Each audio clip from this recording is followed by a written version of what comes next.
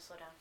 Hi everybody, Jeff Esposito here from jeffesposito.com. Here for another installment of my video book review series. Today we're going to talk about One Fan's Story, If This Hat Could Talk by Carrabis. Now, usually I talk about social media books. Today, this story is more about the Boston Red Sox and one fan's story going from being a young fan to seeing two World Championship Series, but is actually pretty much about social media in general, because one of the big claims to fame for Jared is that he ran Sockspace. Now, for those of you who don't know, remember when MySpace was cool? Jared probably had the biggest community of any pro sports team there, where everybody was reviewing sports, and he built up a community that wasn't there before. And Major League Baseball actually tried to get it shut down, and because of the fans that were on there,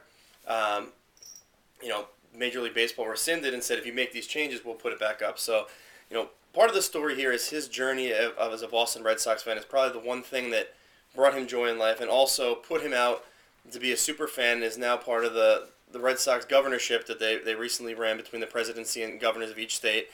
So one of the things that I really liked about the book is that while it does start out very slow and kind of goes over his early years as a fan and Little League stories in there, when it comes around to the year 2003, when the Red Sox lost a crushing defeat to the Yankees in a Game 7 with Aaron Boone, you kind of feel his passion in there, and you kind of see how everything came together, to how he brought himself to being the shy little kid through a team to being somebody where he's the class president of his junior year, and now was on TV for part of the Red Sox Nation thing, and all that confidence of building up into that area was built through using social media, where part of the reason he got the platform and was able to put himself up for the likes of the Red Sox presidents with Jerry Remy and some of the other people that were up there was because of the platform that he had and all the people that were voting for him. So, another thing that I'd say about the book is if you're a Sox fan, you want to check out a decent read book. It's something worth checking out. He's a 19-year-old kid right now that hell, it's pretty impressive that you write out a book for your first time out there, and the story is really good, and it's something where everybody can look back and associate, because you probably remember parts of all those seasons. If you're a lifelong fan, you probably remember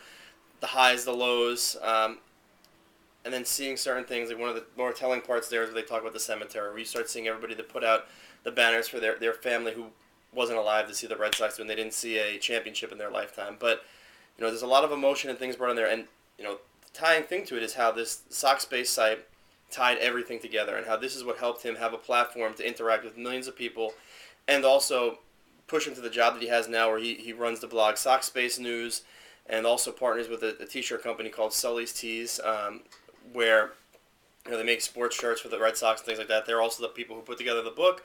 So I'd say check it out if you want to. You could probably get it off of Sockspace News, or check it out at sullysbrand.com. Again, this is Jeff Esposito from jeffesposito.com signing off. Have a great night.